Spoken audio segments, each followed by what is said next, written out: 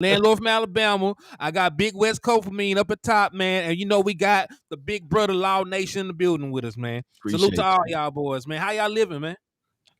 Living good, man. Good, Living man. great, man. How y'all doing? Hey, I'm Gucci, man. You know, I still ain't got my setup. I ain't gonna lie. Now I'm just being complacent, you know what I'm saying? Because I could have set it up already, but you know what I'm saying? I just need to do it. You know what I'm saying? But you know, your boy West Coast is sitting here.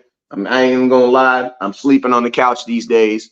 You know what I'm saying? My lady, she real supportive of these Cowboys, and she kind of, she kind of see what the whole free Rico thing is happening, and she kind of told me I kind of got to sleep on the couch, man. To the Cowboys start Rico Dowds and starting running back to the run as the Cowboys, man. You put you in the I doghouse, love how my lady support me, but I just think she take it too far sometimes. You know what I'm saying? West in the doghouse. Good grief. Yeah, I just think she take it too far sometimes. You know what I'm saying? Hey, forget free Rico, free West Coast, man. On that, free West.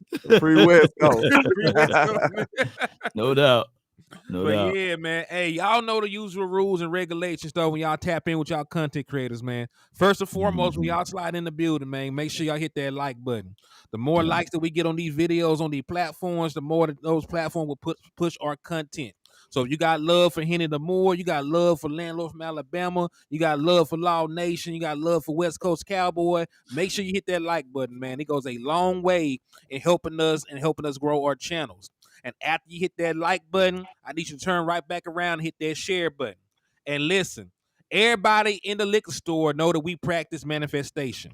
So when you share the content, you share the content 6 times. When you drop emojis, you drop 6 of them. Because we are trying to manifest that 6th championship for the Dallas Cowboys. So it goes without saying, if you want the Dallas Cowboys to win title number 6 this year, you'll share the content 6 times. And if you drop emojis like my boy H-Town Texans, you'll drop 6 of them. You do like Mr. Gina Green, and you'll drop 6 championship trophies. Yeah. So yeah, man. Steven Smith, I see you too, man. I see you dropping the 6 emojis, man. Salute to you. And listen, they is the villain of the week. So what I also need y'all to do is slap the shit out of a Panthers fan. You probably only know one. Slap. Hey, Hey, you might need that drop over there in the liquor store. You remember that? Hey, that little Chris. You know that. I feel like. Hey, you need the one from the Bernie Mac. You need the one from the Bernie. Remember when Bernie Mac gets off the train? Remember when Bernie Mac gets off the train on the soul? He just be. What did the 5 fingers say to the face? Yeah, slapping them around, dog, for real. And hey, if you do, I will be able to give you half off on all the merchandise inside the liquor store. Hey, you know we got exact. Hey, this ain't a list. Well, you know you got over there. You know that's not on the that's not FDA approved over there. So you know.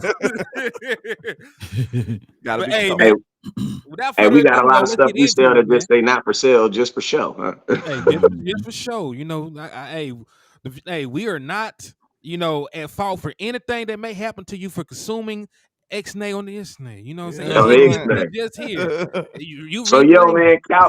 Man, Cowboys. Today is Friday. Today's gonna be a last day of practice. Tomorrow's gonna be it's going to be a travel day. Cowboys will officially be in North Carolina about 5. No, they'll be there around 3 tomorrow. They'll have their lunch. They'll check in, and then we go out there, and then we will proceed to play the Carolina Panthers on Sunday. Man, Carolina. I was out there. I was out there last year. The last time we played Cam Newton out there, and I ain't gonna lie, Cam he balled on us. You know what I'm saying?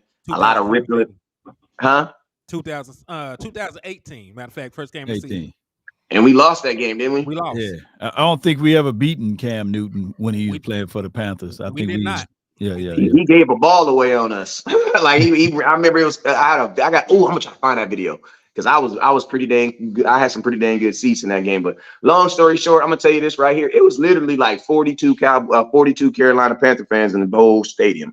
Like literally. Wow. Like the entire stadium, like the Dallas Cowboys lost that game in front of 60,000 Cowboy fans. You know what I'm saying? And I'm gonna tell you this right here. Come Sunday, that's pretty much how it's gonna be again. Like the Dallas Cowboys literally have like if I would say California. I would say California is the number one just because we go to California so many times. You know what I'm saying? But if I had to say, because there's so many teams in California, you know what I'm saying, that we play. But outside of like a California team, I would 100% say that North Carolina is the second place, that there's a large contingent of Cowboy fans. So it's going to be a home Cowboy game. It's for sure going to be a home Cowboy game in Carolina. So I'm expecting the Cowboys to put on a show. And my most important thing is Cowboys need to remember that we literally play a game in like another game in like 4 days. Let me get something to drink. In like 4 days. So whatever we do, we need to get this game over with as quickly as possible so that we can get Dak out this game, get him rested so that he can come cook some turkey on Thanksgiving. Yep. Hey, I agree with that. And hey, real quick, shout out to Stephen Baconshield for the $5 cash app. They got you a raffle entry. And if y'all want to know what's being raffled away, I am raffling away a ticket for the Cowboys versus Detroit Lions game. It's going to be Saturday Night Football, got playoff implications. So if you want an opportunity to go, all you got to do is hit the cash app is $Henny the More, or you can hit the super chats or super stickers. It's $5 per raffle entry. And we running the raffle all the way until December the 15th. Let's get it. Shout out to Mr. Steve on my end too, man. We appreciate you. Yeah, my boy Steven hit me on my cash app too. Appreciate you, my boy. Shout out to all the Steves and Tricks. Appreciate you too for the cash app. Yeah, salute the Tricks for the $2 super chat. Oh, they're gonna be stumping out Panthers, man. But stomp them out. Oh, go ahead. No, Michael, I got a question that I'm gonna just lay it out there for the three of y'all. Okay. Right. So we already know that the Dallas Cowboys are very highly favored in this game. We're over 10 points, it's like a 10.5 spread. They're not going to have their two best corners. They've already ruled out J.C. Horn. They already ruled out C.J. Henderson. They already ruled out their starting tight end Hayden Hurst. So they're already a team that's not very good, and the decent players they have are not going to be up to bat. So my question for y'all, man, what do you want to see from your Dallas Cowboys this game? Because I already told Landlord when I called into his show, I'm not really concerned about the X's and O's. It's more about the Jimmys and the Joes when it comes to this game, man. What can you do as the Dallas Cowboys to get yourself prepared for this next game and to continue to build winning habits and traits going forward? What's one thing? I'll start with you, Landlord. We'll go to Law, then we'll finish off strong with West Coast. Okay, some things that I want to see. Of course, we got to get this run game together. You know what I'm saying? I think we've been, trending in the right direction as of late, but we still haven't just got it all the way right. And it seems like it's still a problem in the red zone. I would like to see us utilize Rico Dowdle in the red zone. For some reason, they took him out after a big run. That seems like normal practice, but maybe not in Cowboy land. You do a big run, get them in the red zone. You usually reward the running back with a touchdown, but they snatched Rico up by his collar, took him out the game. We need him to be more effective in the red zone. I think he will kind of help a little of our red zone woes, I believe. That's just my beliefs. We don't know for sure because we ain't seen it enough. But I think if you utilize Rico or Hunter Lipke in the red zone, I think some of that stuff, some of those problems will just magically disappear. That's just the way I feel about it. And, we going to need the run game for these cold months. So I think we need to just get better at that. And one more thing, I say the offense was playing at a whole different way. We was playing a different style of football at the beginning of the year. It's a new style we playing. Mike McCarthy said himself he had to cut Dak Prescott loose, and now we didn't embrace this new style of offense. I feel like we need to just keep getting better at it and master this. So it's still fresh to me. I want to be like 100% like embrace this identity when we go into these big games. So we need to use this as a practice game and like master everything we doing as new. I agree. Yes, hey, real quick before I let Law go, salute to Antonio Montgomery for the $2 cash app. Thank you for the love and support. Shout out to you. Salute to all of the cash apps. Let's not play political football. Let's go out here and get things going. Keep in mind, Kobe as well as Michael Jordan, they missed more shots than they made. And especially you got to get out here. I don't care about the levels of competition. This should be a no mercy game. This should be a situation, whereas I really appreciate you, Landlord, for coining this phrase right here, spam lamb, right? Because I was asking, well, like, where people are telling me spam lamb, where did that come from? Who invented that? You know? Yeah, And they said, hey, man, a dude from Alabama. I said, what dude? You know, they said, landlord. I said, all right, good. Spam lamb then. Let's continue to do that because the outside forces will tell us, hey, we shouldn't play that way. We shouldn't stomp on the necks of the Panthers. We should take it lightly. Let's go ahead and focus on someone else. No. We would know everything about this team if they fool around and go for 10 to 12 targets to Michael Gallup to make right with his contract, then we would know that they playing this political stuff. No, continue to have Lamb to get used out there on the field. And like what you said, when we get into the red zone, utilize Rico, utilize who got you there, and make sure you punch it in. And Ferguson, he should be a guy that be targeted inside the red zone. So make sure that you can make everything possible. Let's not take this opposing team lightly. I remember week 3, everybody was saying, hey, the Cardinals, they're going to be without Buda Baker. They starting 2 rookie corners out there. We should be able to eat. We should be able to do X, Y, and Z things against the Cardinals. Well, you saw what happened. I'm not saying that I saw what happened. Y'all saw what happened too. So let's go out there. I can't stand the Panthers because every time I looked out there, we was on the L end of it. So let's go put our foots to their necks and let's go. That's what I'm thinking we should do. Yes, sir. Right. Wes?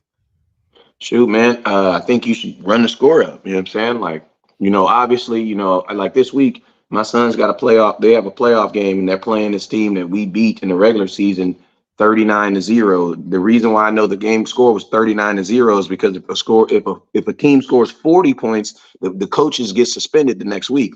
So we literally had to stop at 39. So we had situations where we were telling kids we were scoring touchdowns, and we were literally telling kids to run out of bounds.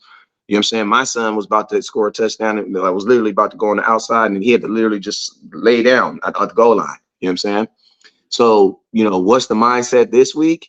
The mindset this week is first team offense versus second team offense. We're trying to see who can score the most points. Right. Like literally, I can read a text message I sent to the head coach, and like literally, that's exactly what I said. Like this week, like these are 6, 7, 8-year-olds, but their parents paid to see a show. You know what I'm saying? If we're gonna put on a show, the score will be 90-0. The reason being is because once you turn it on, you leave it on in the playoffs. I mean, and I'm gonna say it like this. I know this isn't playoff football for the Cowboys, but realistically, it is playoff football. It's playoff football when there's implications. And I'm gonna tell you this right here: as soon as implications are involved, it's playoff football. You know what I'm saying? Meaning, like, and to keep it real, if you really want to think about it, you really got to like week 5. You know what I'm saying? You have maybe up to week 5. After like week 6. That mess starts really mattering if you lose, because guess what? If you lose here, that means, instead of going there, you go here. And guess what? Going there might make the difference between you going to go to San Francisco or going to like Atlanta or Atlanta. Yeah. Imagine that, because think about this. If we look at the totality of last year's season, the Jags game, Green Bay game, you win either one of those games that we were all like, it's okay. I mean, we lose those games. Those are trash games. But think about this. Those were the games with difference that decided why we had to go to Atlanta. And them is the reason why Philadelphia had the number 1 seed. Yep. Think about this. If we handle business in those games that we were already winning and that we were already supposed to win, Cowboy Nation, we don't go to San Francisco last year. Yeah, right. They would have came to us. They would have came to us. And to piggyback on what you just said, though, because like the Dallas Cowboys, I know it doesn't seem like we're a 6-3 team. We're doing great. We're being very productive. All 3 of our losses came in the NFC. If we were to drop any of these games, we lose to Detroit, we lose to Carolina wild card, the Commanders. Like even if we find a way to win a division, what are we going to be, like the 4 seed when you stack us up to everybody else? Like we still will only have like one home playoff game. And we're almost unbeatable at home. And we're almost unbeatable. I was just about to say the year that I would want the Dallas Cowboys to have nothing but home games. So let's also spin this back around though. So in order to actually for any of this to matter, we need to be playing good football, right? We need to be out there producing, being productive, executing well. So I have a phone call I need to run and take, but I'm gonna ask y'all this question and then I'm gonna be right back. What alterations to the offense would you want to see? Like we've already seen the implication of the motion so far. We've seen that we've used motion 50%, 60%, 50% of the time ever since the 49ers game. But what is one alteration? It can be personnel sets. It can be play calling on down the distance. I got you. I got you right now. I got you right Go now. ahead, I Law. think that we need to do a tandem run. Let's not have full series, but let's do tandems. And if the person is hot, continue to give it to the hot hand. I think the offensive line is playing a whole lot better, and I know it's against the doggone Giants last week, but you can take some parts of even the Eagles week, and we did pretty much a solid job on their front five. So now that we got that together, the wide receivers are pretty much on the same page. As long as you continue to utilize these two, CeeDee Lamb and of course Brandon Cooks, the only reservation that most people will have is the run game. So let's go ahead and correct the run game to the best of our possibilities. And let's not lean too much on Tony Pollard. Tell Tony, hey, we want you to bounce, run it, keep it to the outside. You don't have to squeeze back inside. We got Rico to do that. And get your fullback involved a little bit more when you get into the red zone. I'm looking for the Cowboys to do that. And just to echo what you said, this is a away game. But the next 3 games, you might as well post up in Dallas because we got 3 home games in a row. And y'all can let us know how we play at the crib. It's 12 of them things straight. Yeah. Shoot, I would probably say my biggest change for sure would be, obviously the run game. So I'm not even going to touch on that because I think that's an obvious, you know what I'm saying? But I would think I'm not necessarily going to look for a change, but I would say something that just needs to stay the same. And that is that Dak Prescott needs to be the focal point of this offense. Like at the end of the day, everything needs to move and go through him. I love CeeDee Lamb. I love Brandon Cooks, but we are only going as far as Dak takes us. You know what I'm saying? And that needs to continue there definitely feels that there is something different. Like I'm not gonna sit up here and try to I'm smart enough to know that Dak is not out there calling plays. Okay. I know, you know what I mean? Like we're not, I know we like to think that Dak is out there calling. No. If listen to me, if Tom Brady wasn't calling plays, Dak's not calling plays. You know what I'm saying?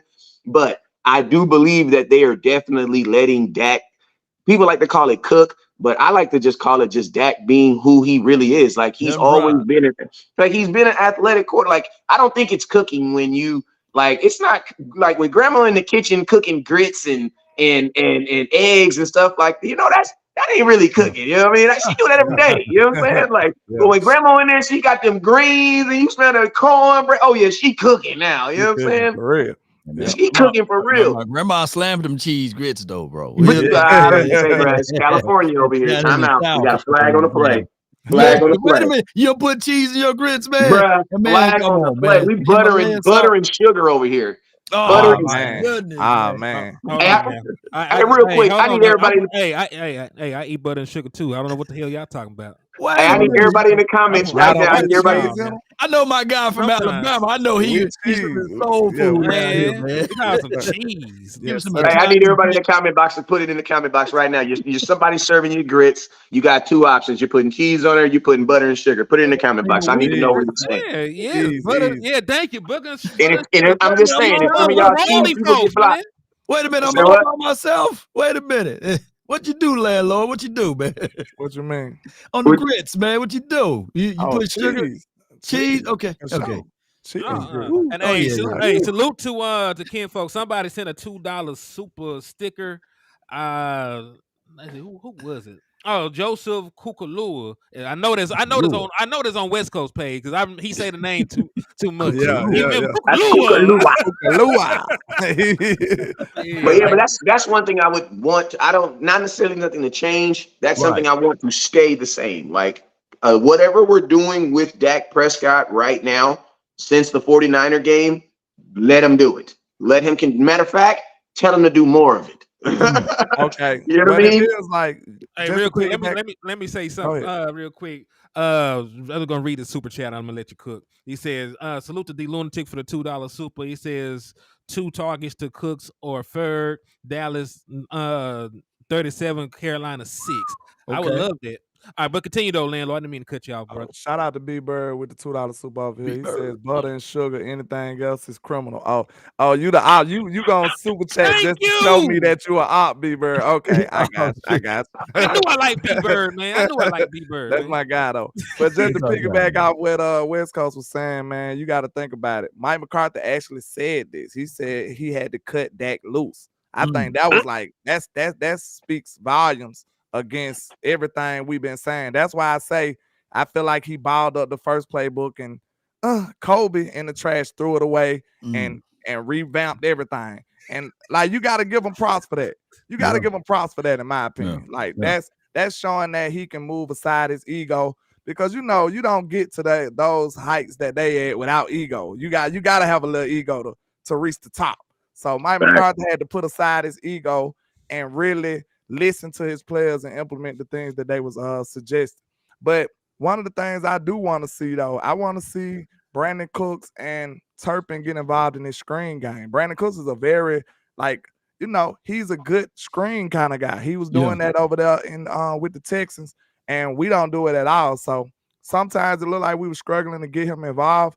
Get him a couple of screens involved. Now, we was doing screens at the beginning of the year when we were struggling before Mike McCarthy cut them loose, but we want to implement a little more of that West Coast philosophy back. Just get a little screen game involved with Turpin and Brandon Cooks, get them in space.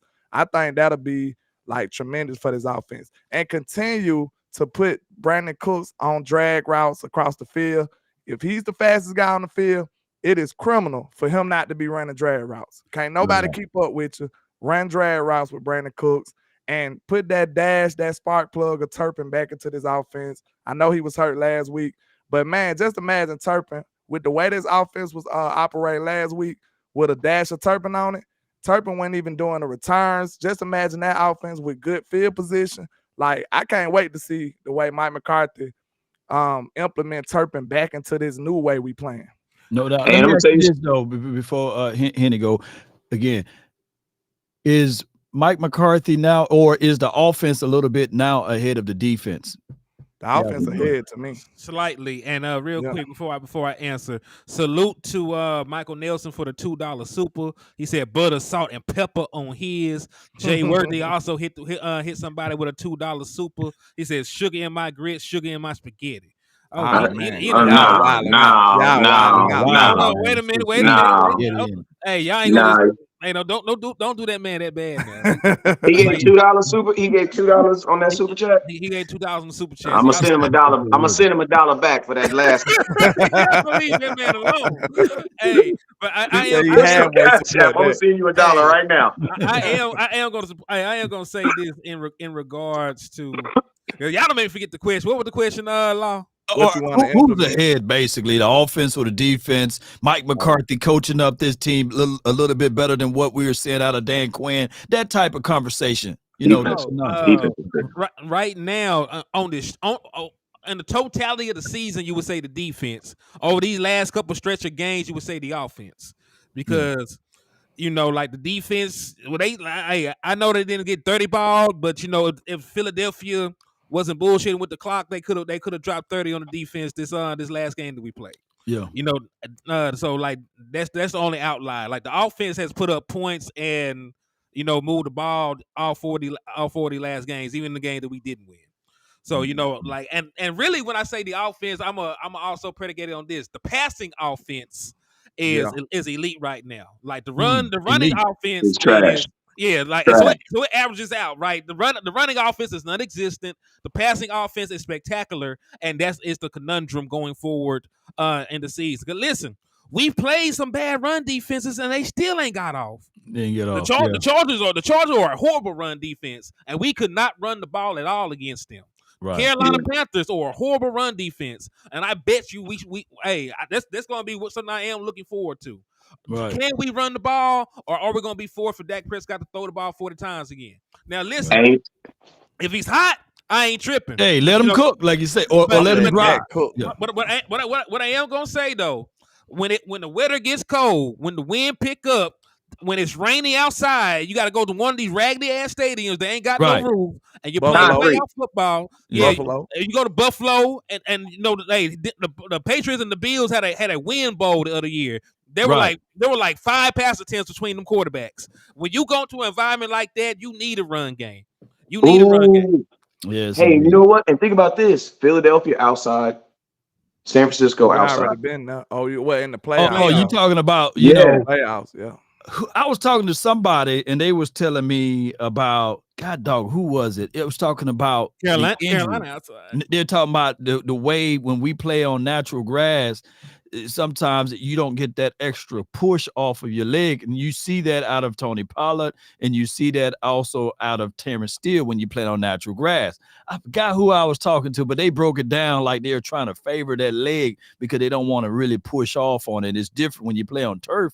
It gives you a little bit more comfort footing, but although we don't like turf like that. But I about to say, ain't that interesting that most players fighting for grass though? Right. They fighting for grass. Yeah, right but see, that's the thing. I'm gonna tell you what it is. If you're paid, you want to be on grass because you're thinking about safety. Safety, yeah. If you're not paid, you want to be on turf because you're thinking about I need to be as fast and quick as possible so I can get paid. You know what I'm saying? Yeah. So you're gonna see the veteran players talking more about grass because they're thinking about how much longer they can play. A veteran player, man, your leg you have a chance of your leg getting tore up almost every play. You know what I'm saying? Yeah.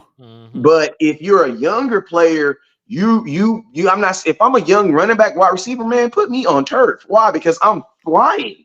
I'm about to be flying down the fleet. You know what I'm saying? So that's why I just think it really goes to where you're, and also I think it also has to depend on if you've had that injury too. You know what I'm saying? One thing about the NFL is ACL, because I tore my ACL MCL on natural grass. You know what I'm saying? Yeah. And I don't know. I mean, and the crazy thing about it is I was one of those dudes that was like I was the same way. I was pro grass, but grass be having divots and same thing too. But I think you're going to see more of the veteran players leaning toward that because they're thinking about how much longer they can play. You know what I'm saying? Because a younger player can sustain an injury and kind of bounce back, but an older player, bruh, like an older player, it'll really change your life, bruh. Hey, let me say this because I got the name down and we had a private conversation, but people brought him up, so they said it was Okoye. Yes, it was Okoye. Oh, that's my dog. Me and him, we was talking on the phone, and he said he identified that on tape. So yeah, when you playing on turf, speed is your friend. If For you sure. got a speed team like we do, just like when the Rams, remember the fastest, greatest team on the greatest show on turf, they didn't have basketball shoes on grass because when they played in the grass, they were slipping and sliding. But when you got nuanced route runners like we got, and you got fast guys, shifty guys like Parsons on defense, or even Bland on defense, he's a 4-3, 4-4 guy. They show up even more because we play better on the turf. I'm just trying to fix this up. And the game's gonna be faster. The game's gonna be faster on the game is gonna be faster on you know what I'm saying? And that's and you gotta think the NFL, and I'm gonna tell you fellas, like the NFL, like the NFL gonna say safety, but let's just be real. They don't give a damn about no safety. Because if they really did give a damn about safety, every player right now will be wearing one of those padded helmets on top of their regular helmets, right? You know what I'm saying? Yeah. Like it makes sense. Hey, real quick, let me get to these super chats real quick. Go ahead. They've been sent up for a second. Salute to the Lunatic for the $2 super chat on my end. He said Micah versus the Kitty Cat. Interior offensive lineman, get him 1.5 sacks. Listen, with the way that Micah talking, and he been doing a lot of talking, he better go out and get like 3 sacks. He doing way too much talking. Like wait a minute. I'll let you get to after I get to the rest of these supers, and then we can talk about it. But yeah, listen. And I'm gonna say I'm gonna stop talking because it's about money. I ain't tripping. I'm gonna stop talking, but when he stop talking about money, I'm gonna be talking again. Go ahead. I'm just gonna say, listen. With the much shit he done talked, there comes a time when you gotta back up your actions after you done talk that shit. If you gonna talk the talk, you gonna walk the walk. But that's different discussion. We'll get to that in just a second. And then Brandy Mahoney sent a 5-piece somewhere in the universe. Said appreciate you, Brandy. No grits at Law House. Love you though. Shout out to you, Brandon. Much love to you. But hey, that is an interesting Said no bricks at conversation. law. That is an interesting conversation. Wes, I'm gonna let you go because you had something you wanted to add on about Micah. Go ahead. This is what I got. And listen to me. I understand Micah is frustrated, right? Listen to me. Well, first off, I'm going to say this. Micah Parsons does not need. He has created this narrative that he's going to be judged on sacks because, like Micah, you could have kept your mouth closed when you was talking about getting 40 sacks on this other stuff. Like that's the setup. Right. So, you kind of put that narrative out yourself. You know what I'm saying? You should have just came in the league and should have just been like, I'm going to be Lawrence Taylor. Well, guess what? Lawrence Taylor wasn't known for a bunch of sacks, bruh. Middle linebackers aren't known. Go look with Ray Lewis. Ray Lewis don't have a lot of sacks in his career. And he's still considered a great player. I think the most sacks Ray Lewis had in one season was like 4. You know what I'm saying? So, Micah, you want to be a defensive end. But guess what? The Dallas Cowboys didn't support your decision in doing that. Why? Because they didn't have enough middle linebackers to ensure that you didn't have to go back over there and play. So as soon as an injury happened, guess what happened? Circumstances took you away from where you got to be. So listen, I'm like, it's like y'all see that 50 Cent thing when he talking about Floyd Mayweather. He like, Floyd mad at me. What he mad at me for? He needs to be mad at such and such. He the one doing this. I'm like, Micah, what you mad at us for? What you mad at us for? You should be mad at Jerry Jones. He the one that saw Demarion Overshawn go down and said we just gonna use LBE as a backup. And then he the one that saw LBE be out for the season and still didn't bring nobody back. Listen, Micah, you need to understand the Dallas Cowboys want you to play middle linebacker, bruh. They don't want you to get all these sacks because if they did, why do we have Dante Fowler on the team? Why do you have Dorrance Armstrong on the team? Why are they spreading the sacks out, brother?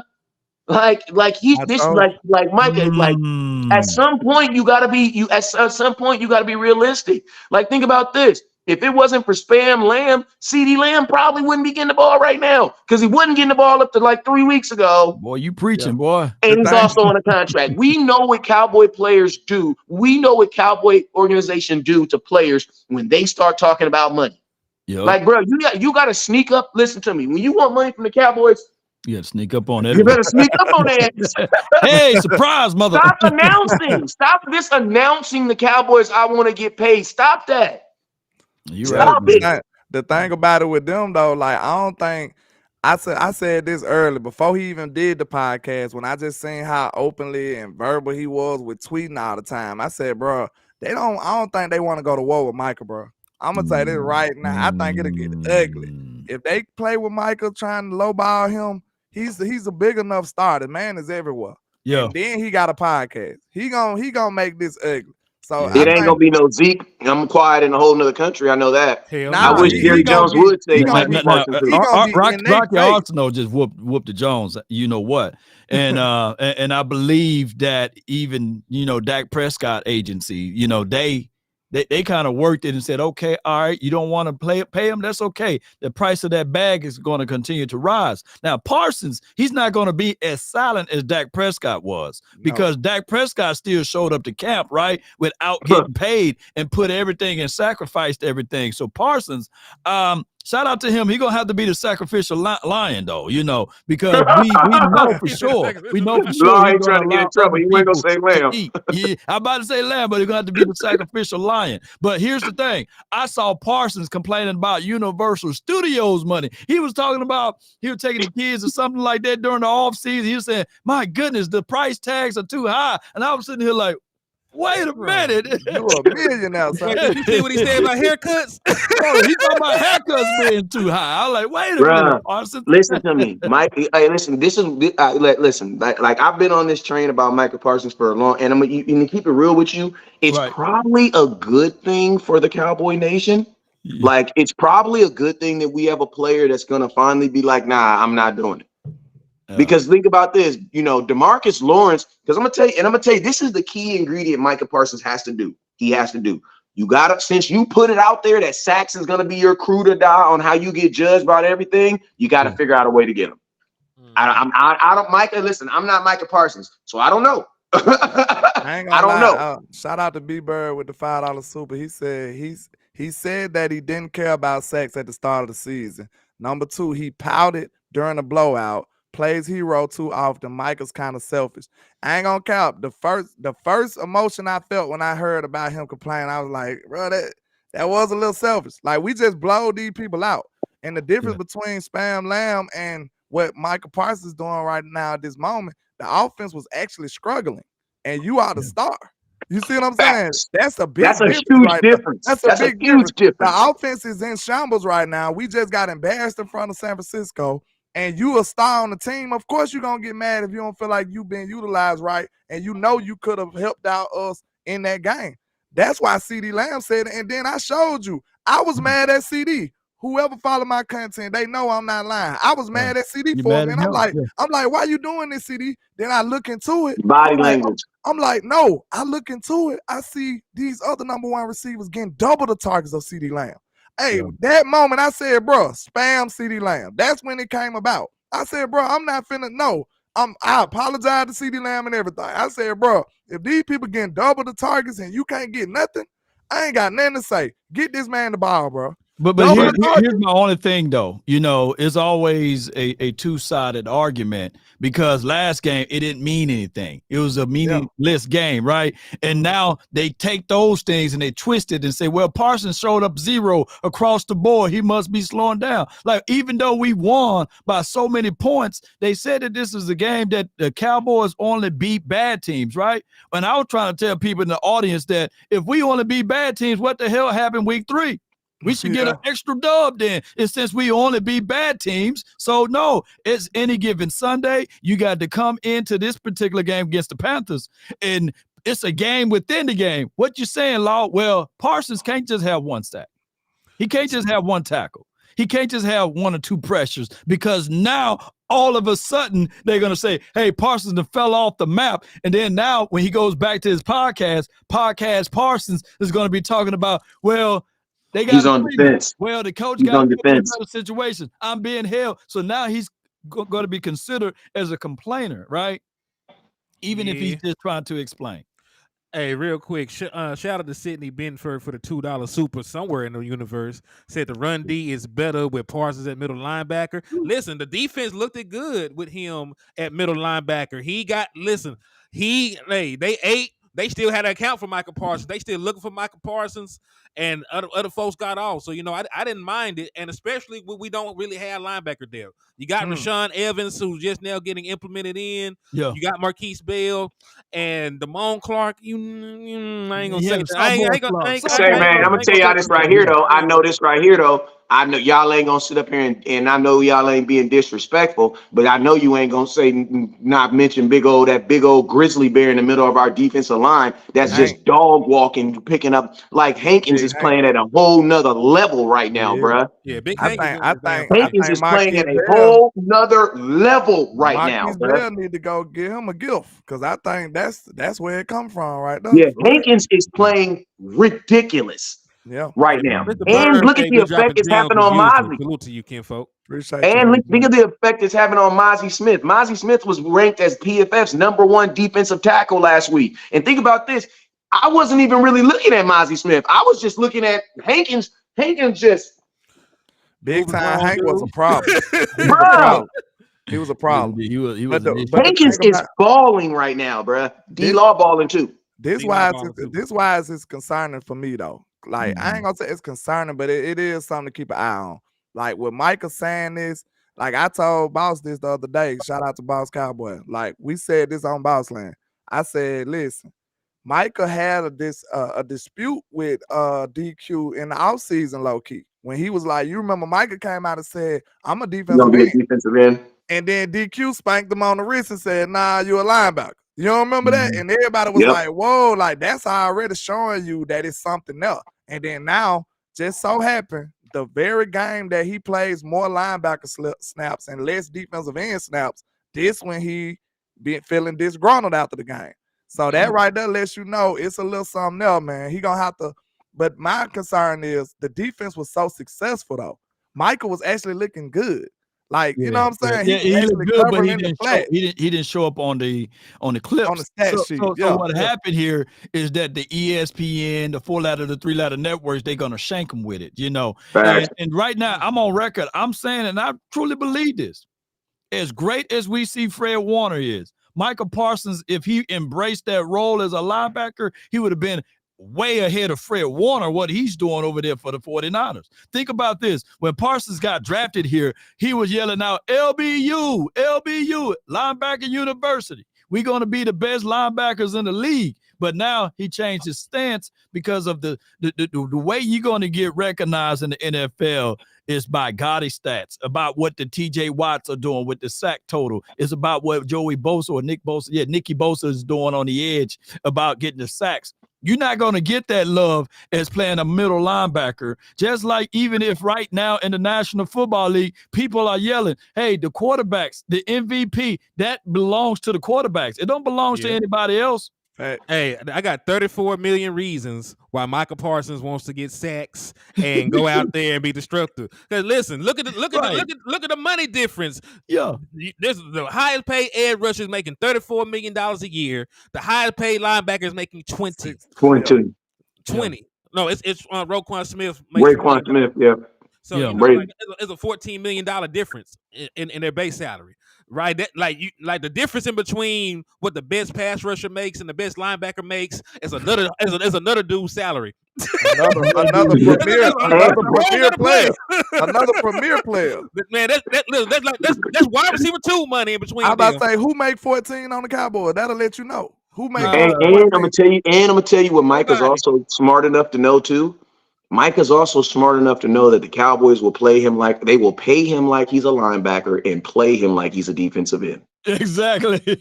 I said hated wide receiver by committee, but give me running. Like, listen to me. This Michael Parsons contract. Listen to me.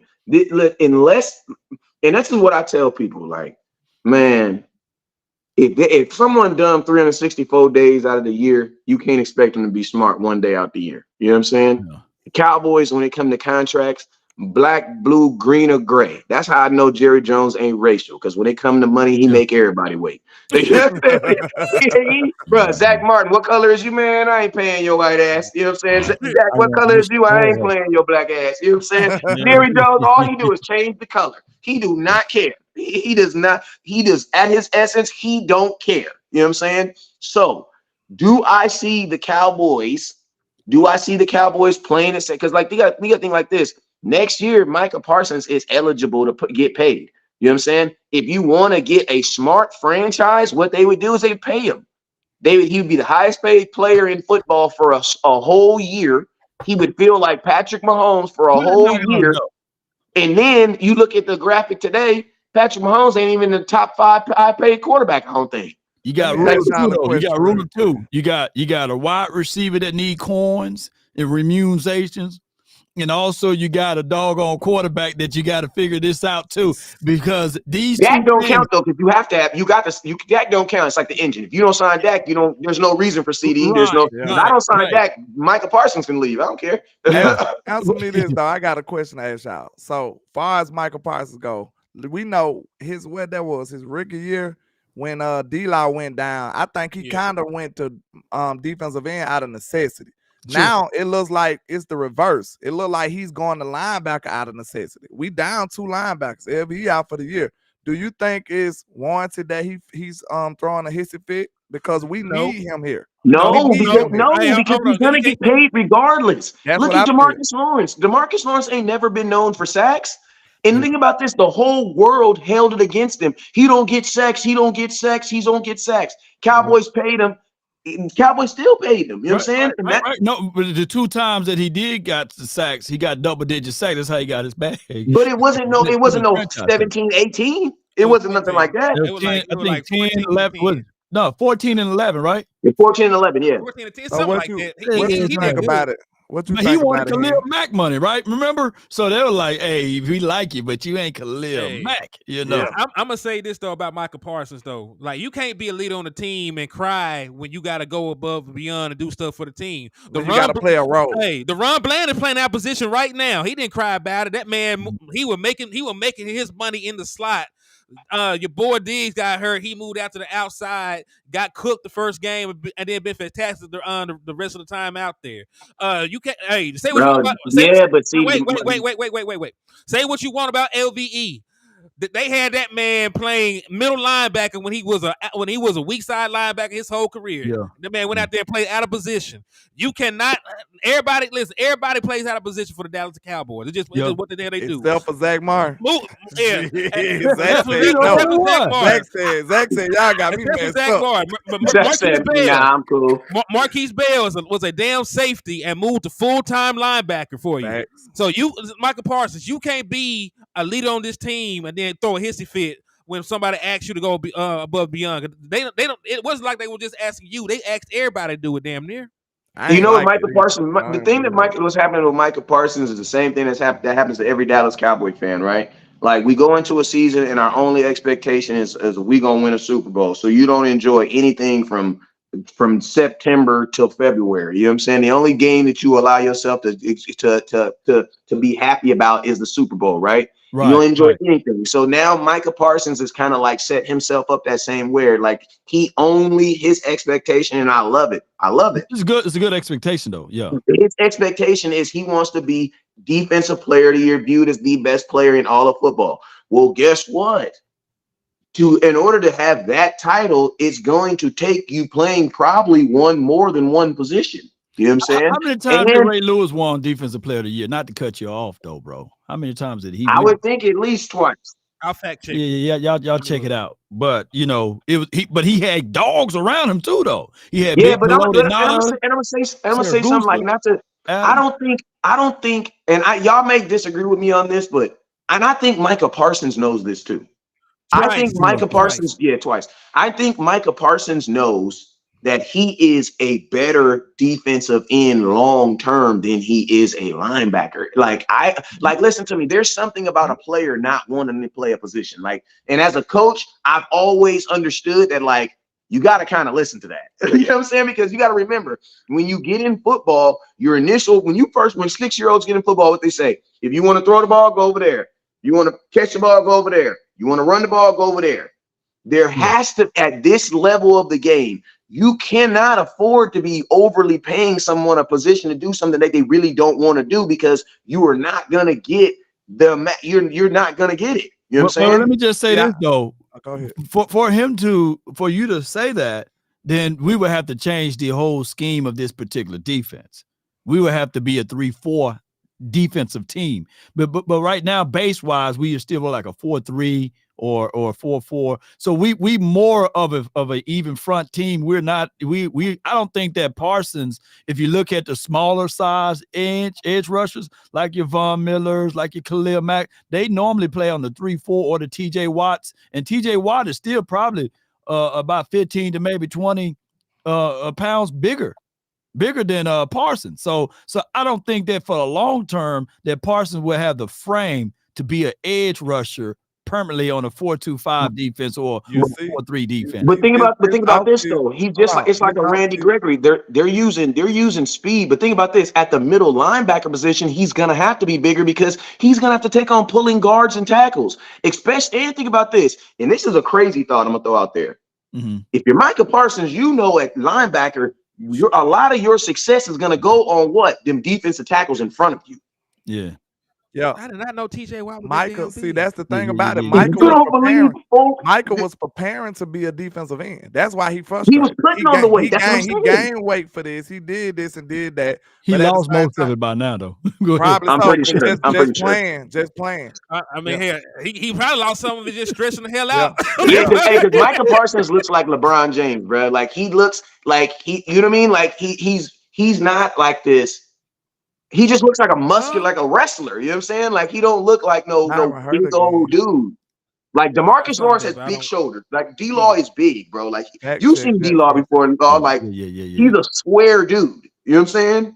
There's a picture of Bosa and he's sitting there talking to Parsons. You think they're like, hey, those are two different spots, two different positions. Yeah. I give it what you're saying though. Ultimately, Parsons is a weapon, and I don't want us to paint ourselves into a corner saying that, hey, let's only play him, because teams sitting up all night saying, damn, do we have to come through the A gap, B gap, or he's going to be on the edge? I like that edge of Parsons. I like the podcast Parsons Edge, but the edge should be him playing everywhere on the field. Time out though, Law. Look.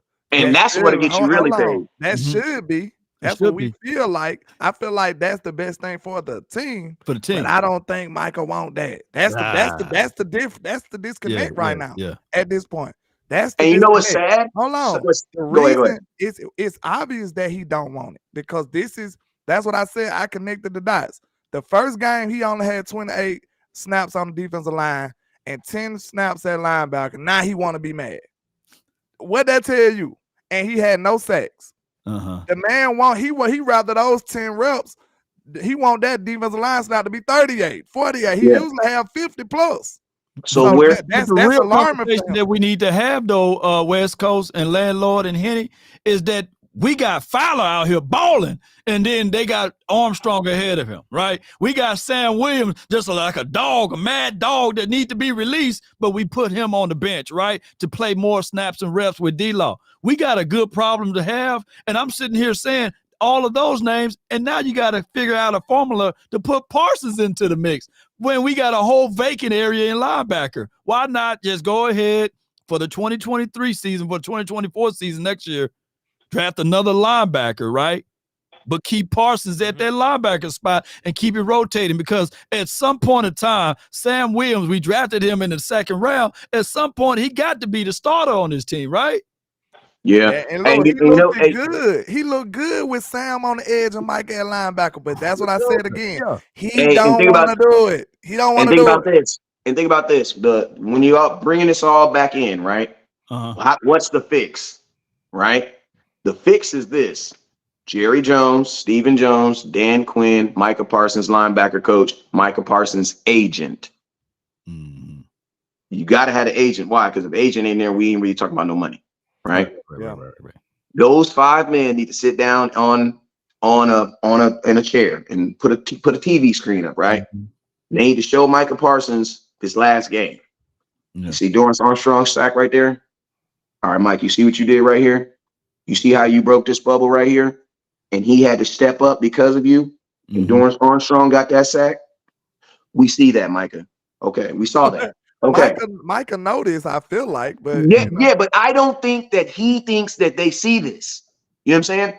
I'm Jerry Jones. Okay, see this play right here where Sam Williams got this pressure and almost got this. Okay, Micah, you see you right here at the linebacker position? You see how you scraped to the left? You see how you was in front of the tight end, so you took that away from him, so he had to go? Okay, Micah, we see that. Time out. Okay, the thing about with Micah Parsons, okay, I had to think about it on another side. Could you really blame Michael for not trusting the front office? No, absolutely. But look though, at the same time, the front office do look out for their guys though. So it's kind of they really? I don't know. Do they really? I don't know what like this. I don't know. Right now, look. You got Law Nation doing this. Guys. Hey, when you said that, Law Nation did this. Look. What it is. Look, they don't look out for their guys. They pay their guys. Okay, we'll just say that they pay them. Because I know I look out for you, and I ain't never not answered your phone when I knew you needed something, and then made you do something else, and then I answered the phone, and then I ain't never did homies like that. So I don't know. They won't reset the market with their guys, but they at least give them some money. They at least do that. Let me just say this though, with all bull sugar to the side. Our weakest spot on this team is when you see number 2 out there on defense. Facts. So we really locked and loaded, even on the front, even talking about the linebackers with Parsons. But our weakest spot, and I ain't trying to beat him up because I keep bumping into Lou everywhere I go. But he's the weakest spot though. You know what I'm saying? Number 2. Yeah. Think about it. We fixed that problem. I got 2 things to add. Because I do want to pivot because we're giving Micah Parsons. I tried talking about Lewis. Could you blame him though? I do need to hear that answer from everybody. Could you blame him for not trusting the John? Because this feel like he operating with no trust. Like he's like, I'm watching y'all. Side eye action. Listen. I don't blame him if he didn't trust the front office because listen, they always end up in a bidding war against them damn selves.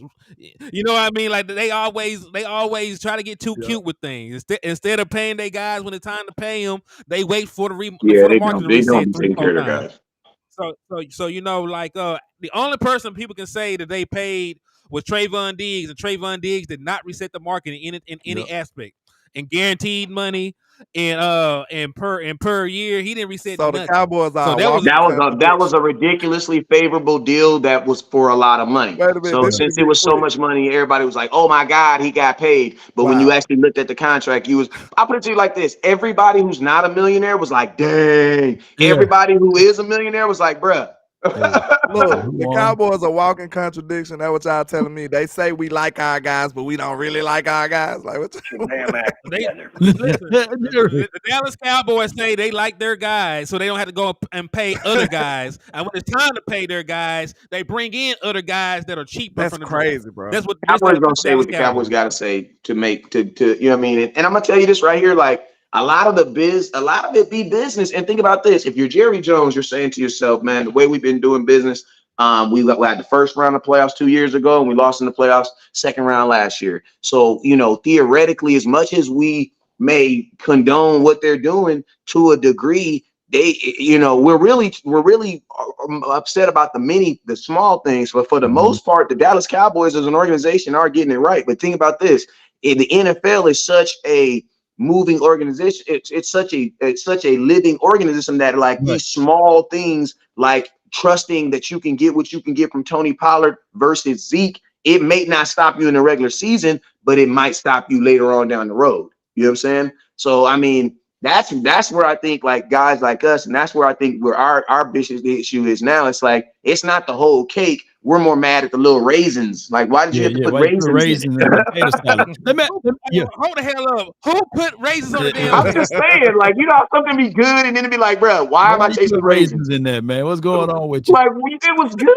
Why did you do raisins? When was the last contract was favorable to both sides? Because normally the Jones family, in my opinion, they get their ass whooped on Dak technically.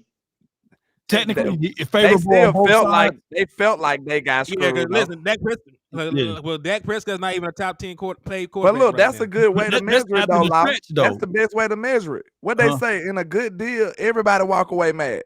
right. In a good deal, when it's a fair deal, everybody mad. Like, man. But the only reason why I say that is because the year 2020, you know, we had 90 million. We had what, 96 to 97 million dollars of cap space.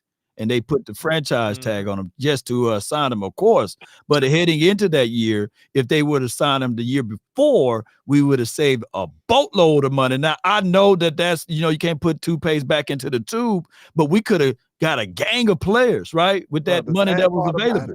We falling right back into that trap. Out that money, huh? We falling right back into that same trap. I mean, we right back there with that, yeah. Trap, matter of fact. But, hey, I do want to pivot slightly though, man, because you know, I do want to touch on this. I ain't got y'all. I think y'all all will agree with me on this shit though. So I'm just gonna throw it out there. Peyton Hendershot is back. So should Schoonmaker have his ass firmly planted on the bench, or what would you do at this point? Because listen, I know the Dallas Cowboys. I know them. Even if Peyton Hendershot is further along, can give you better production right now, there is still a part of me that believes they're still going to run Schoonmaker out there because they spent the second round pick. This is what I want to say. I personally would want to see Ferg and Henny out there together because at least Hendershot has more NFL experience. But I'm gonna let y'all go around and John talk about Cofield on my channel because he almost made a tear come out of my eye not too long ago on my show because he brought it back to my attention. We all knew this. But he brought it back to my attention that Schoonmaker is 25 years old. And like that is terrible, bro. Like, and when you think about it in long term, can I give you some reference? Can I give you some reference for that age? When CD Lamb turns 25 next year, he will be a 5-year. Whoa, wait a minute. CD Lamb ain't 25 yet? God, no. No. Hey, you know what's crazy about Shoemaker is? You know what's crazy about Shoemaker is? Even if Shoemaker is good, it makes no sense to re-sign him. No, that's what I'm saying. Listen. I'm up here trying to talk myself off the ledge. John, he back in this is your fault, John. This is your fault. He lied, I'm man. up here trying to talk to myself. I'm like, man, Schooner be fine. But I just said Schooner be fine, but this is not the time. We're not trying to develop him right now. We got people who we trying to produce with. But when I thought about that, John said this exactly. He said, man, because it typically take our tight end like 2 to 3 years to be dominant.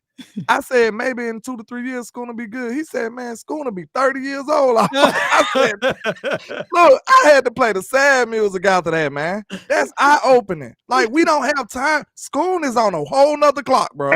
He's on a whole nother clolock. He great.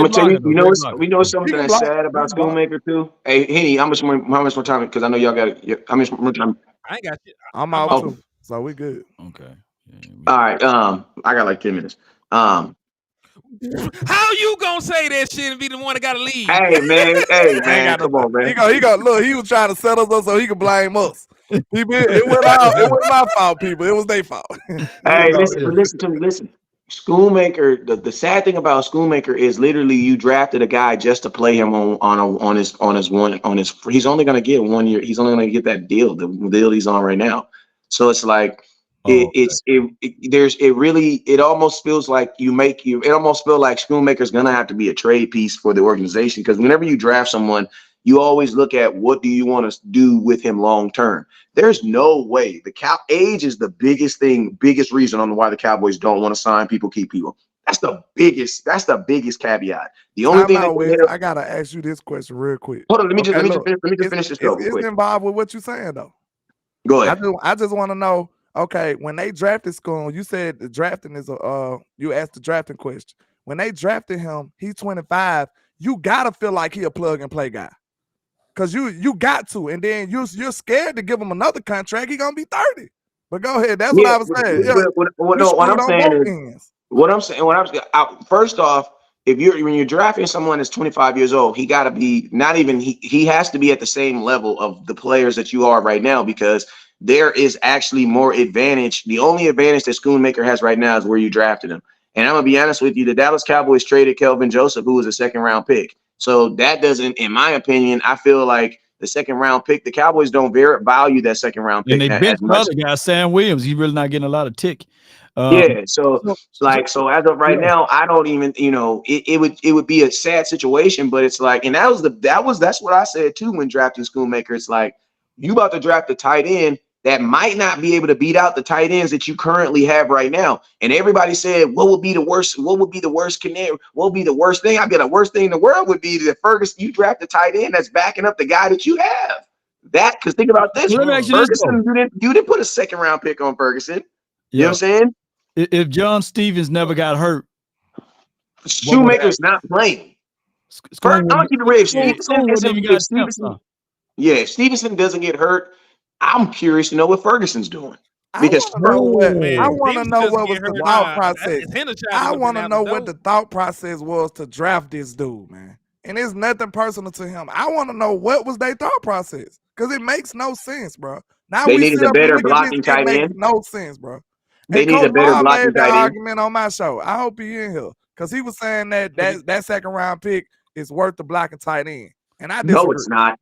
I disagree. I mean, he did spring some big plays up this year on the end around that Lamb scored on. I believe Schoon was. Yeah, he was the lead block on that. We're not saying we're not talking about the value of a blocking tight end. We're talking about, would you have spent a second round pick for somebody just to block, and it's not an offensive line. No. I think Osiris right now would have been the choice. Thank you. It's so Osiris Torrance, DeJuan Jones or somebody, man. If you need a blocker, I hate when teams do that. Like, that's what Atlanta Falcons. Like, I didn't agree with the whole Kyle Pitts pick, because it's like you don't have a real Julio at that time.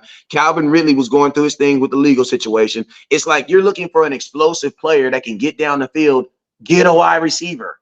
Like, if you're looking for explosion, get a wide receiver. You know what I'm saying? You don't get a tight end and then hope to get that from a tight end. So if you're looking for a tight end to be a blocker, and his number one characteristic is blocking, that means you need a blocking. So just draft a tackle, draft a guard, draft a That center. make it even worse. Look, we didn't even have a wide receiver at the time. We traded for Cooks after the draft. Right. So we literally could have just got a wide receiver. Like, it's crazy. Like, I don't know, bro. It makes no sense to me. Well, give a couple more weeks. You see Eric Scharbart out there. I think that he's a guy who's already in his 30s. You know, that they picked up on the practice squad. I heard he been turning some heads. So, but y'all go ahead. Oh Lord. Shout out to Miller on time for the $2 super. He said, landlord, they love the Michigan players. Man, listen. But no, but man, hear me out though. The Dallas Cowboys, and y'all know I was very pro Dalton Schultz. Y'all, they tried to sell us on that they felt and believed in both Jake Ferguson and Peyton Hendershot, and that's why it was okay to move on from Dalton Schultz. You cannot then sell me that lie and then turn right back around and use a premium pick, a top 100 pick on a tight end, and then listen, he got outplayed by John Stevens Jr.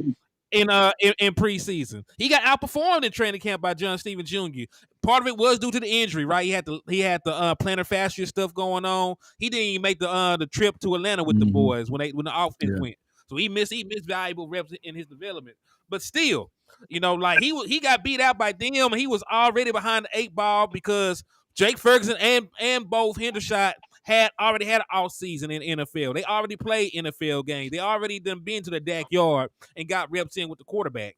So like he was behind all these other tight ends from day one anyway. Then he got jumped by another dude, if we're being honest. Because the only way that he would have really made the team over John Stevens Jr. was just because he was a second round pick. Because John Stevens Jr. went out there with catching touchdowns, blocking. He is lucky, him or Hendershot is lucky that I think that Jake Ferguson is him and Schultz. They are having a similar year though. You know, I think Schultz got 36 receptions and Jake got 36 or 37 receptions, and they both got 4 touchdowns for sure. So they are having a similar year, although this is the second year for Jake Ferguson. So by the time Jake Ferguson reached the year, how many years Schultz been in the league? I think Jake Ferguson could be that dude, right? It's like 5 Ferguson's ahead of schedule. Ferguson's ahead of schedule, though. Yeah. Hey, Wes is finna depart from us, but I still got time to rock, man. So if y'all three want to stay on, we can. But Wes, let the folks know where you are gonna be at, man. Next time you going live, my brother. Thank you, man. We've been rocking. Yeah, no, hey, man, I will be live. Shoot, man, I'm gonna tell you, man. This dude, my cousin, man, our little cousin right here, he be peer pressuring dudes in the shows, man. This dude literally send you a link and be like, man, I was looking at your lives and your other lives, and it. You know what I'm saying? It looks like you got about an hour to spare. You know what I'm saying? He be bullying folks into doing these shows, man. He and the cyber bully. Good. Yeah, he's a cyber bully for real, man. He be cyber bullying, you know what I'm saying? But yo, I will be, y'all know, man, I'll be live later on today after like 1-ish. I'll go live. Or as soon as something happens to Cowboy Nation, I'll go live. Y'all know I'm a live streamer, you know what I'm saying? So, you know, I don't really have a set show, but I do a morning show every morning and I do a night show every night. My morning shows usually like 10 right now. And then the night shows usually around like 4 o'clock, between 4 and 6. I just jump on there, but I'll be dropping content periodically, and I'll be doing a watch party this week. I will be doing a watch party for Cowboys and Panthers. Man, you know, I ain't gonna lie. Them watch parties, when you up 30 points, they worse than preseason games, bro. I ain't even gonna lie, man. It's hard, bro. Because at least a preseason game, I be hoping to see my young guy that be at training camp get a ball. You know what I'm saying? I be excited. You know what I'm saying? I'm not even looking at the score, but it's like, bruh. Man, you know what I'm saying? You read them comments, but they still hold everybody accountable. Hey, man, he missed that pass, man. That got to stand up like that. Yeah, for real. Score 30-15. That's the problem with Dak right there. Yeah, for real. So I mean, nobody hold Cowboy fans accountable or Cowboy players accountable like Cowboy fans. Hey, and I'm gonna tell you, don't nobody hate Cowboy players more than Cowboy fans. So you know what I'm saying? Like I'm gonna tell you that, because I'm gonna be honest with you, the common NFL thinks that Dak's a really good quarterback. It's literally Cowboy fans that think he's Cowboy fan. Like you're not gonna see a regular fan and be like, wait, what do you think about Dak? You think he sucks? Dak's a good quarterback. He's not better than this guy, that guy. You ask a captain, Dak sucks. Atlanta will give away their spleen, their arm, their hip, everything with Dak Prescott right by now. Right. Yeah, a few But hey, teams. man, I appreciate Washington, y'all. I appreciate y'all for having me on, man. Let's do it again, man. Next Friday. Let's get it, man. Next Friday, let's get it, man. Holla at me, West. Yeah, that's good. That's already. good timing, man. Good And timing. that was my brother, West Coast Cowboy, in the building, man. So where were we though, man? You know, I still got some time to kill, man. So We were talking about that Schoonmaker situation, but the thing about what I was saying, bro, look, his time clock is totally different, and I kind of want to get off of this because it's really pissing me off. Look, his time clock is 100% different, bro. Cause look, okay, 25 right now, Ricky. This year is probably gone. He's probably not gonna just wow us this year. So next year he'll be 26. The year after that, 27. It's contract time. It's contract time, sir. He got to galvanize us. He got to win us over in 2 years. He got to win us over in 2 years to get another contract.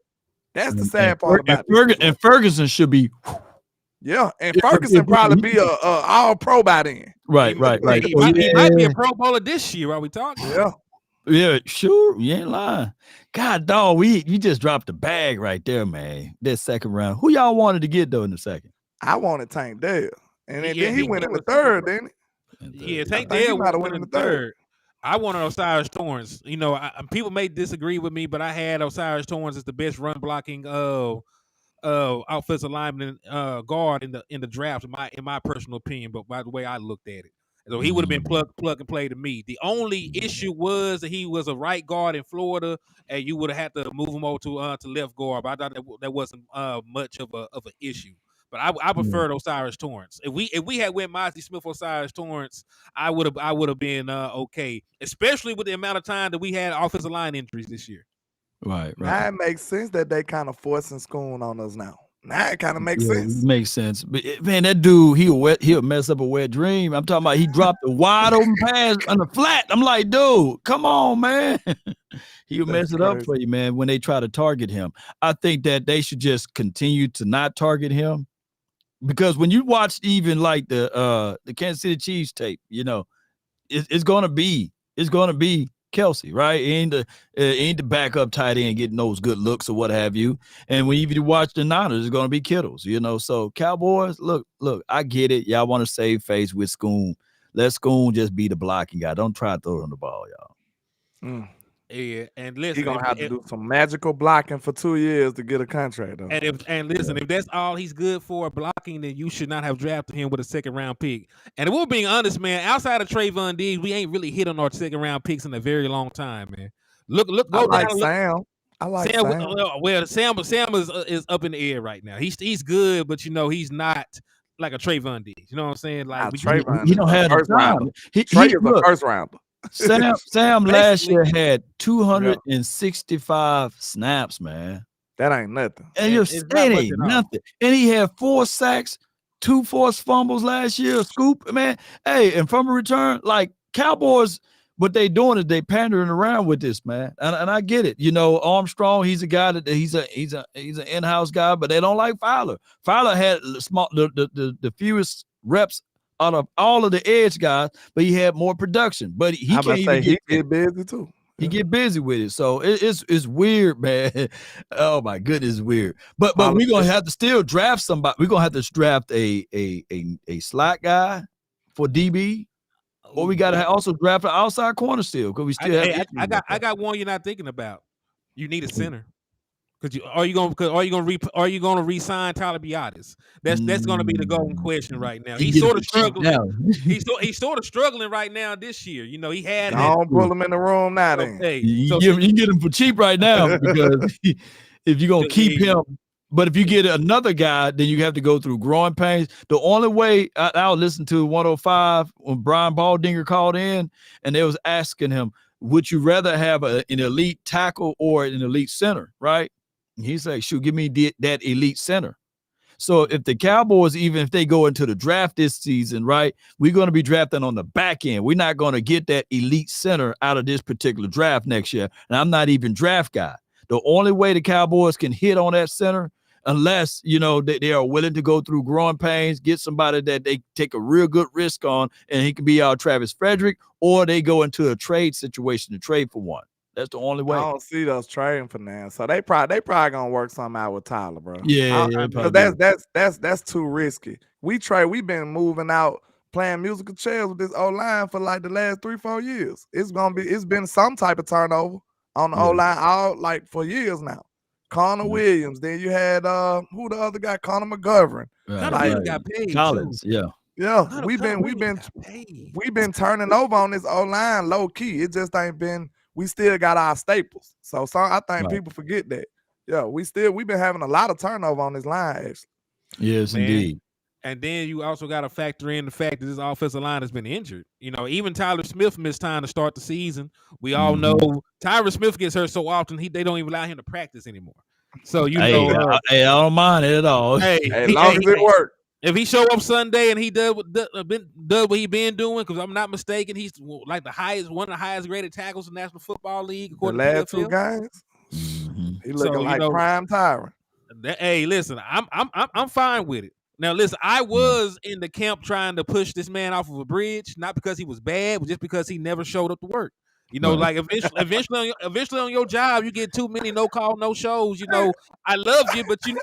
Hey, what Pinky told Roach on Friday? He was like, man, you my dog. He was like, why you fire me for? He said, man, you was always late. He said you was always late, man. Look, they just bust out laughing afterwards. But you got to be there, man. So yeah, that's right. That's right. So even though you could be a great player, if you ain't there, it don't matter how great you are. It don't matter, man. You got to get it in there. But he has availability. He has saved our ass a lot this year, though. But I don't really want to even touch on Tyron right now. Your boy Terrence Steele. You know that there was a bunch of discussions about his level of play recently. He was a little bit better this last game, against inferior competition. What do y'all think, man? Like, do you? Because me personally, I think Terrence Steele will eventually be fine. Right. Will he be fine this year? I don't know. You know what I'm saying? Because leg injuries take a long time to come back from. You're usually not the same person until the following year after you come back from a leg injury. So my question to y'all: are y'all still comfortable with Terrence Steele out there? What are some things schematically you would do to help him out? Just touch on what you would do with Terrence Steele at this point. Oh, well. I mean, he did had a decent game last game, or good game last game, and there were moments even in the Eagles game that he played better than what we expected. And then we got to the end and we saw that, damn, this dude whooped his ass, right? So it would be better for them to do chip and release, keep a extra tight end on that side. Hey, you got Schoolmaker, shoot, you drafted him for the block, put him on that side. I think that Terrence Steele will get better throughout the course of the year, and he should bounce back next season for sure. He's you know how people say somebody's a half step slower than what they used to be. I think he's literally a half step. He's not a 4 step, but he's a half step slower. And I think that through the course of the year, he would get better at times. That's just the optimistic side of me saying that. Outside of that, you still have to help him out. Just put somebody to chip on that side. Yeah, I must admit though, like I was pretty concerned. I said I named him. I called him out before the Eagles game. I said, man, because it wasn't after 1 week. I seen him struggling a few weeks in a row, and I seen these premier pass rushes coming, and I'm like, man, I'm worried about Terrence. So and then it reared his ugly head with 4 sacks. So now, I mean, he had a good bounce back game. He was looking pretty good last game, but hopefully he get it together. I think it's more of a confidence thing. It got to be mental because he looked like he forgot all the fundamentals, like just overnight. When you see stuff like that, that's just mental. He in his head. He probably ain't 100% confident in the knee yet. He probably overthinking it and stuff. And when you thinking about an injury, what else you not thinking about? You're not concentrating on what you're supposed to be doing. You know what I'm saying? So now you lacking in areas that you usually dominate in. So hopefully he can get his mentals right. That's what I'm thinking it is. And, begin to be the better player, the player that we know he is. So hopefully he'll be all right later on. I mean, he got $91 million, y'all. He ain't going nowhere. And he got $50 million guaranteed. So at this time, he's off his furniture. So at this point, let's just focus in on trying to get this center together, man. Because now, to be fair with even Tyler Biadasz, he had a pulled hamstring, right? And this is a new concept. So they are doing a lot of pulling. They're doing a lot of traps. It's a pull trap type of scheme. So he's moving more than he used to. And he's going through some growing pains with that, including the hamstring. So one thing we can throw him a little bone though. He is a worker though. You know, he won all them off-season awards. So if I go off his reputation, I say that he'll work to get back to where he need to be. You know what I'm saying? Give him the benefit of the doubt. So for the season, because I'm just looking at his stats, and listen, I'm gonna leave the pressures out because like some people grade pressures differently on one side from the other. But these are two things that we can't contribute to him. He has 5 penalties on the season. He's given up 6 sacks. Right. So you want to look in totality. He has like 6 negative plays at this point. So I don't really know. Like one thing I did throw out there, like even when he got paid, he was not the world's best pass blocking tackle. He really got paid because he was dominant in the run game. Yeah. And he was a pass blocker. Nasty with it, yeah. You seen some upside in pass pro. Yeah. What I would say, get back to a strong suit. You might have to try and run the ball a little bit more. Terrence Steele, I don't think Terrence Steele is going to survive trying to pass block 45 times, and he's going up against Hassan Reddick or Bosa or Chase Young. You know what I'm saying? Because I'm just thinking about the guys that will have to play in the postseason. Like, so I don't think that could be your plan of attack going into one of these big time games. And they got these prolific pass rushers. They ain't finna go over there and try a hand fight with Tyrus Smith all day. They already know they might get 1 sack off of Tyrus Smith. Maybe. That's a great point. That's a great point. But what's concerning is, look, when we was going into that game, I knew that it was finna be a Dak Prescott game. I said, bro, it's gonna be a Dak game. This running game ain't finna beat up. They're not gonna beat the Eagles with our run game. The way our run game been performing, this finna be a Dak game. So if I knew it was gonna be a Dak game, you know what I'm saying? We needed our O-line to know it's finna be a Dak game. We needed our OC to make sure they get some chips over there and prepare for this being a Dak game. That's all I'm saying. This is a Dak-led offense now. The last time I think Tony Pollard scored a rushing touchdown was week 1. And then the last time he had 100 yards rushing, it was in week 3, and we lost that game. So I just look at it like this. This is a Dak Prescott-led offense. This is a pass-heavy offense. They will say that they're going to run the ball, but we already know the tendencies of Mike McCarthy and, of this offense in general. The strength of this offense is the passing game. Yeah, I said that in the offseason. I ain't run the ball like that. I do agree, but at some point you need something. We're human. Like Dak Prescott is playing great right now. He might wake up one day and his old lady done stressed him out. He might have a toothache. You know what I'm saying? He ain't found his lucky socks. He might not have a good game when we go out here against in the playoffs, man. Like it might be one of those days. Like I don't want to lose a game just because one person is off. Because listen, if Dak Prescott is off, that means the entirety of the passing offense is off. CD, Brandon Cooks, Jalen Tolbert, he's the head of the snake. At least if I have somewhat of a run game, I could turn around. Hey, we can get this play action going. We can put the ball in the belly of the running back, and I don't know if I can get you a 100-yard rusher, but all these guys together, we can get you about 110 yards on the ground, and we can supplement some of the offense for you. Oh, there's no arguments about us. The necessity, we must get this run game together. And that's what I want to happen moving forward. You know what I'm saying? Like that.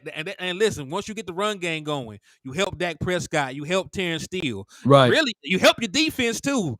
You know what I'm saying? Because some of these games down the line, you might need to shorten the game and be able to possess the football and things like that. So I know what you're saying. Right now, it's non-existent. Like I know that. You know that. Everybody know that. Every team we're gonna play for the rest of the season up to this point feels like we don't have a run game. We need to at least put something on tape to show them that if the rubber meets the road, that we might be able to get back to some power football. No doubt, man. Hey, man, I got a split too, man. I appreciate y'all. Got a message. Got to go run this and pick up this error.